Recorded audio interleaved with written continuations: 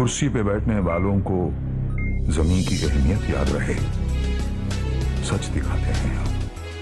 सच का सामना में आपका एक बार फिर स्वागत है। मीटिंग असल में आप लोगों को करनी थी, लेकिन मस्जिद महराजुल उलूम के अंदर सोलार पैनल का इफ्तिताह भी था, दुआ भी थी। इसके लिए करीब में आया तो मैं आपसे मिलता चलूं, क्योंकि अभी मुझे और मस्जिदों के अंदर सोलार पैनल का इफ्तिताह भी जाना है। बहरहाल आयशा नगर यह एक ऐसा इलाका हमारा अपना है जो शेख रशीद साहब ने यहाँ से इलेक्शन लड़ा।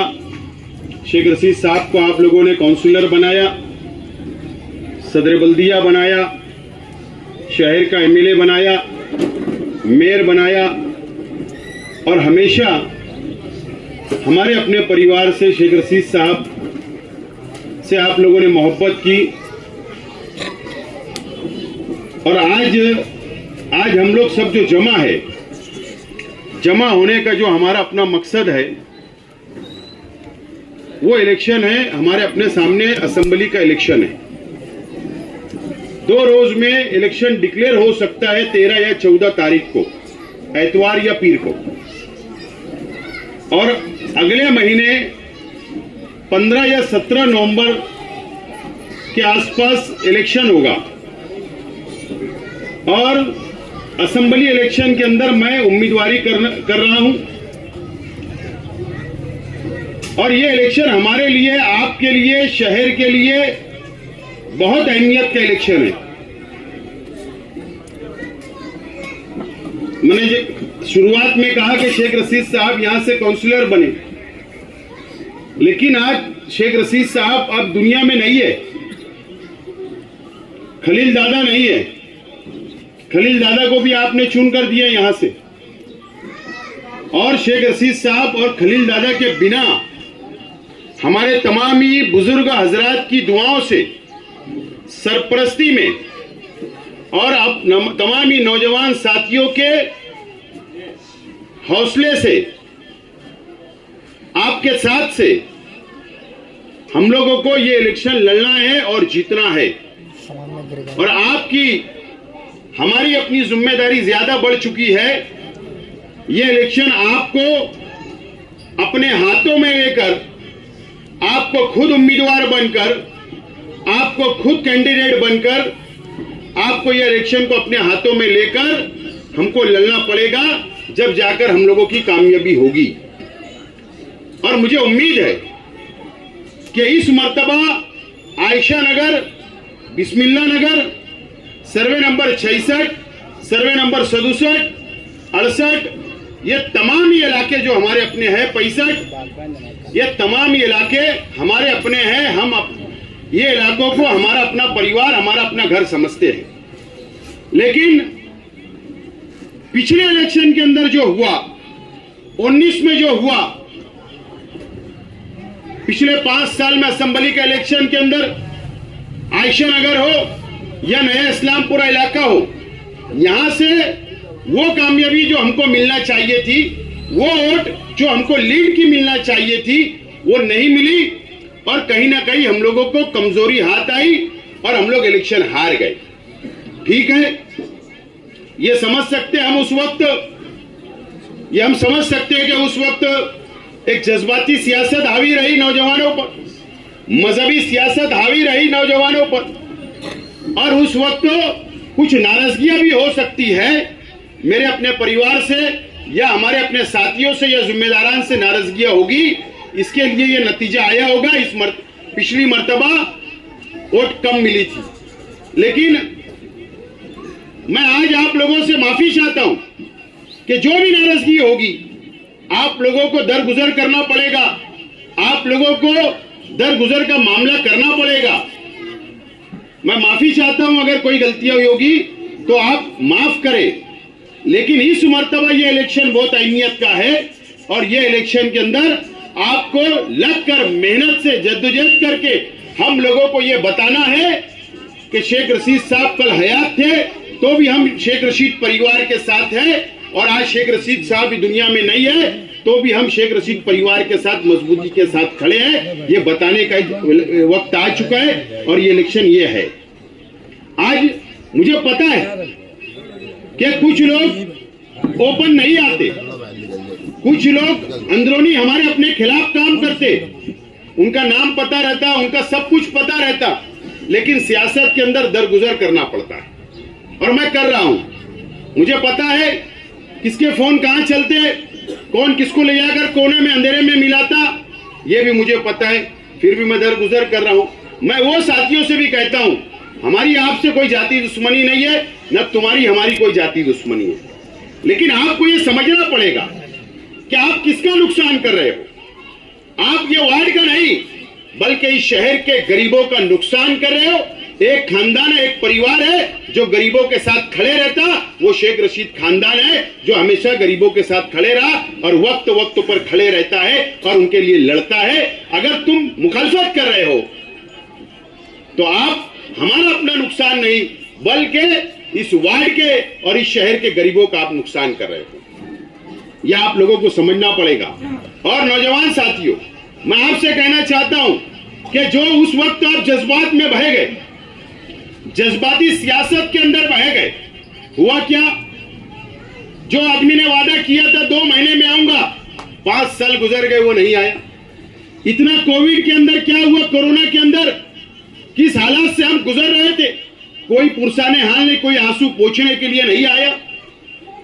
जिस शख्स को चून कर दिया मजहब के नाम पर, मजहबी शख्स बोलकर, वो शख्स ने जाकर करप्शन किया, करोड़ों रुपया आपका सौदा किया, कौम का सौदा किया, शिवसेना और भाजपा के खिलाफ, भाजपा के साथ में मिलकर वोट देने का काम किया और करोड़ों रुपया रिश्वत उन्होंने ली, वो आपको बेचने का काम 5 साल हुआ। मुझे बताइए कि इस आयशा नगर के अंदर आज के एमएलए ने कौन सा एक एमएलए फंड दिया?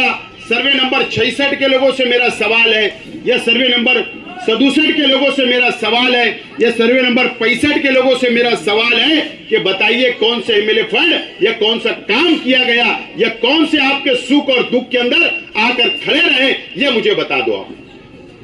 ना वो आपको जानते, ना आप उनको जानते, लेकिन वोट चली जाती। ये कौन सी हमारी अकलमंदी है? तो आज हम लोगों को बहुत समझदारी से फैसला लेना पड़ेगा, बहुत समझदारी से फैसला लेना पड़ेगा। मैंने इससे पहले भी कई मीटिंगों के अंदर कहा मैंने कि हमको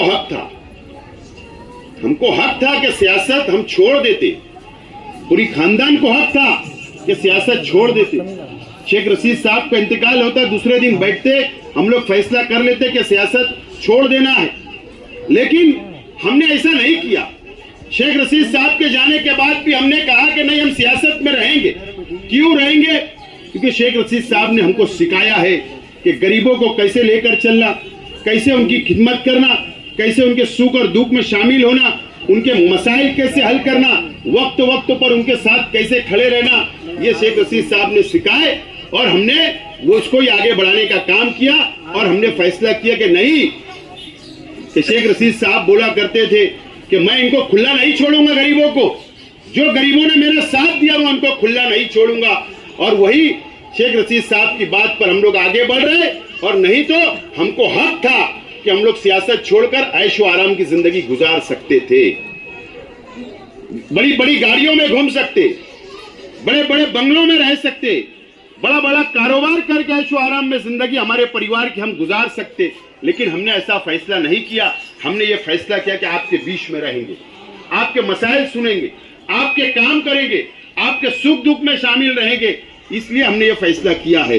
तो मेरे तमाम ही साथियों से, मेरे बुजुर्गों से मेरी यही रिक्वेस्ट है, यही गुजारिश है आप लोगों से कि ये इलेक्शन हमारे अपने लिए बहुत अहमियत का इलेक्शन है, बहुत अहमियत का इलेक्शन है। याद रखना, अगर इस इलेक्शन के अंदर कोई 19-20 हो गया, अगर खुदा ना खास्ता कोई गलती अगर आप कर बैठे, तो आने वाले दिनों के अंदर आपको लीडर इस शहर को नहीं मिलेगा। मैं जिम्मेदारी से आज बोल रहा हूं, कोई लीडर नहीं मिलेगा, कोई पुरसाने हाल नहीं होगा, कोई आपको पूछने वाला नहीं होगा, आपके सुख दुख में खड़े रहने वाला नहीं होगा, आपके मसाइल हल करने वाला नहीं होगा। ये बात मेरी आज नोट कर लो, तारीख और दिन। अगर कोई गलती और कोई चुकी हो गई तो ठीक है। 19 में जो हुआ मैं माफी चाहता हूं, अगर हमारे जिम्मेदारान से कुछ गलतियां हुई होगी। होता है कारपोरेटरों से नाराजगी होती, होता है जिम्मेदारों से गलतियां होती, होता है, हो सकता है मेरे परिवार के लोगों से गलती होगी, मैं मानता हूं, लेकिन मैं तमाम ही लोगों की तरफ से और मेरी तरफ से मैं माफी मांगता हूं कि आप लोग माफ कर दें। लेकिन ये इलेक्शन आपके लिए, हमारे लिए, इस शहर के लिए बहुत अहमियत का है। ये बात को समझ के आपको आगे बढ़ना पड़ेगा और ताकत से ये बताना पड़ेगा, ताकत से ये बताना पड़ेगा कि हम लोग शेख रशीद परिवार के साथ में और मोहब्बत करने वाले लोग हैं। और अगर कोई हमको भड़काएगा, कोई हम में फूट डालेगा, कोई अंदरूनी काम करेगा, कोई भारी काम करेगा, तो ये चलने वाला नहीं है। आज आपको बता देना आने वाले इलेक्शन में कि अब हम ये सब फंडा चलने देने वाले नहीं है। बिल्कुल आपको समझना पड़ेगा और ये बताना पड़ेगा और ताकत से बताना पड़ेगा। अगर आप ताकत से बताएंगे, मुझे असेंबली के अंदर भेजेंगे, मैं शहर की भी खिदमत करूंगा, आपकी भी खिदमत करूंगा और महाराष्ट्र के मुसलमानों की भी खिदमत कर सकता हूं, उनके लिए आवाज भी उठा सकता हूं, आपके मसाइल भी सुन सकता हूं। जब आप आवाज देंगे, जब मैं आपके साथ खड़े रह सकता हूं। ये बात तमाम ही लोगों को आपको समझ के और फैसला करना है, समझना है। देखो सियासत बदल गई। शेख रशीद साहब थे तो मेरे ऊपर कोई जिम्मेदारी नहीं थी, ना मेरे भाइयों पे थी। कि मैं भी सोचता था शेख रशीद साहब है, सब निपट लेंगे, सब निपट लेंगे। हम सिर्फ सियासत में थे, आगे बढ़ रहे थे, लेकिन अब शेख रशीद साहब नहीं है। अब जिम्मेदारी है, जिम्मेदारी का एहसास है। पहले जो गलतियां होती थी अब नहीं होगी। अब सबको लेकर चलना, सबको समझ के लेना, सबके मसाइल सुनना, सबके मसले को हल करना, हर चीज बारीकी से मुझे आगे चलना पड़ेगी। अभी 9 महीना हुआ शेख रशीद साहब के इंतकाल को। अब हम लोग धीरे धीरे, अभी इलेक्शन आ गया सर पे, मसले मसाइल ये 9 महीने में हमारे साथ लगे रहे, लेकिन अब लाइन लग रही है, हम लोग आगे बढ़ेंगे और सबको जिम्मेदारी से मैं लेकर चलूंगा। आप लोग फिक्र मत करो, चाहे नौजवान हो, चाहे बुजुर्ग हो, चाहे माँ बहनें हो, सबको साथ लेकर चलेंगे। हमको तो ये होना चाहिए कि आयशा नगर में दूसरों की एंट्री बंद हो जाना चाहिए। बताओ ना करके, कई जगह शेख आसिफ की एंट्री नहीं है, गांव में कई जगह शेख आसिफ की एंट्री नहीं है, लेकिन आयशा नगर में तुम सबको एंट्री दे देते। ये कहां से अकलमंदी है? तो दूसरों की भी एंट्री जरा इन्हें सियासी तौर पर बंद करो, बोल रहा सियासी तौर पर एंट्री बंद। लोग तो आजाद है, कोई कहीं भी जा सकता, आ सकता, उसमें नहीं। सियासी तौर पर ये बताओ कि ये आयशा नगर है और वो जो हमारे अंदर दबाव है, जो हम लोग खुल नहीं पाए, जो हम पर एक प्रेशर आ गया है नौजवानों पर, जिस तरीके से 5 साल गुलाम बना के रखा गया और 12 नवंबर के बाद तो और नौजवान डर गए कि कब पुलिस आएंगी, कब उड़ाएंगे, कब पुलिस आएंगी, कब उड़ाएंगी। लेकिन जो भी आयशा नगर के लोग थे तो छुड़ाने का काम करा ना, जो लोग भी थे लड़ा, छुटाया, हाईकोर्ट से छुड़ाना पड़ा, खर्चा किया, खड़ा रहना, खड़े रहते हम लोग, भागते नहीं छोड़ के मैदान। तो आप लोगों को बहुत समझदारी से ये इलेक्शन लड़ना है और महाराष्ट्र के अंदर ये तारीख दोहराना है हम लोगों को। मैंने कहा मैं सुना कि पिछले जुमा से मैंने बोल दिया कि मास्टर स्ट्रोक की तारीख उल्टी गिनती शुरू हो गई, तो 8 दिन घबराहट थी सब लीडरों में, 8 दिन सब घबराए हुए अभी भी। लेकिन मैंने कहा ना कि मास्टर स्ट्रोक बाकी है। आज मेरी सुबह में एक अच्छी प्लानिंग हुई है। आज सुबह मैं जल्दी उठा, जल्दी बैठा, पूरी प्लानिंग किया हूं। बस थोड़ा सी और इंतजार करिए, थोड़ा सी, ज्यादा नहीं। इंशाल्लाह सबको बुलाऊंगा और मास्टर स्ट्रोक मारेंगे। और जिम्मेदारी से बोल रहा हूं इंशाल्लाह कि इस महाराष्ट्र के अंदर तारीख लिखने का काम आप और हम मिलकर करेंगे, तारीख लिखने का काम करेंगे। तो आप लोगों को कोई डरने की, कोई घबराने की जरूरत नहीं। बस एक होकर, एकजुट होकर हमको ये जंग जीतना है और कामयाब होना है। और उसके बाद 5 साल की जिम्मेदारी आप मुझको सौंप दो, मेरे हाथों में दे दो, और 5 साल आपके जो काम है, आइए मेरे तक, मैं करने के लिए तैयार हूं। आइए मेरे तक, मैं करने के लिए तैयार हूं। नौजवान आए, बुजुर्ग आए, माँ बहनें आए, हम तो पड़ोसी है। क्या लगता है आपको आप आ गए, किसी की सिफारिश की जरूरत थोड़ी है आयशा नगर वालों, कोई भी आ सकता, मिल सकता, काम कर सकता। भले दूसरे दूर वालों को भी तो सिफारिश कर लाना पड़ती, आप लोगों को क्या की जरूरत सिफारिश की? नहीं तो मुशारत चौक में आप जाएंगे तो हजरत पहचानेंगे भी नहीं तुमको, तुमने वोट दिए होंगे। कौन है, क्या है, पहचान सकते क्या? लेकिन हम जज्बात में दे देते तो नहीं देना चाहिए। बहरहाल जो आयशा नगर के अंदर हमारे अपने मुखालिफ है, चाहे वो हर इलेक्शन में हमारे मुखालिफ वोट गिरती, मैं उन तमाम ही हजरात से, मेरे भाइयों से गुजारिश करता हूं कि आपकी भी कोई गलत फहमी होगी, आपकी भी कोई नाराजगी होगी, तो आइए मेरे पास। अगर आप बोलेंगे अकेले में बैठने, तो मैं बैठने तैयार हूं। आइए हम लोग एक दूसरे के गले मिलके हम लोग साथ साथ चलेंगे, जैसे आयशा नगर वाले चलते, हम भी आपको साथ साथ लेकर चलने बिल्कुल तैयार है। बहुत बड़ा दिल है, अल्लाह ने बहुत बड़े दिल से नवाजा है। सबको साथ लेकर, सबको संभाल लेने की ताकत अल्लाह ने दी है। इंशाल्लाह तुम लोगों को भी साथ लेकर चलेंगे। मत जाइए खिलाफ, मत जाइए किसी के बहकावे में, गलत फहमियां निकाल दीजिए। आइए हम एक साथ मिलकर ये चलेंगे और इस शहर को, इस वार्ड को तरक्की देंगे। आपने देखा ये गली के अंदर, मैं सुबह मैयत में आया, मुझे खुशी हुई जब मैं वहां बैठा। मदरसा जो बना, एक साइड से उधर मदरसे वाले मदरसे चला रहे, दूसरी साइड से मुझे खुशी इस बात की हुई कि आयशा नगर सर्वे नंबर 66 हमारे छोटे छोटे मकानात है। और मेरा यही उस वक्त नजीर भाई फल्ली वाले, फकीर मोहम्मद साहब, रिजवान चच्चा, हम लोग बैठे थे, जिम्मेदारान मदरसे के बैठे थे, ये गली के थे। और जब वो संडास के अंदर हम लोग तोड़कर वहां इमारत बनाने की बात आई, तो मसला बोले कैसे हल होगा, आधा मदरसा इधर, आधा ये मस्जिद वाले। लेकिन मेन मकसद ये था कि मैयत अगर हो जाए, तो मेहमान बाहर से आ जाए तो कहां बैठेंगे। आज मैंने देखा वो मदरसे के अंदर खुला था और मैयत के मेहमान अंदर बैठे हुए थे। मुझे खुशी हुई कि हमने कुछ इमारत बनाई तो काम आ रही है।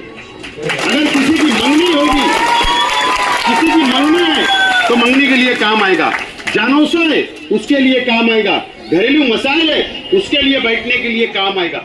तो धीरे धीरे सब काम हो गए। आयशा नगर के अंदर रोड, गटर, जो भी सहूलत आपकी बची है, इंशाल्लाह उसको भी हल करने की हम लोग कोशिश करेंगे। आपको फिक्र करने की कोई जरूरत नहीं। लेकिन मैं ये देखना चाहता हूं कि आप किसकी एंट्री बंद करते और किसकी एंट्री चालू करते। अब आपका इम्तिहान है। बहरहाल आप लोग ने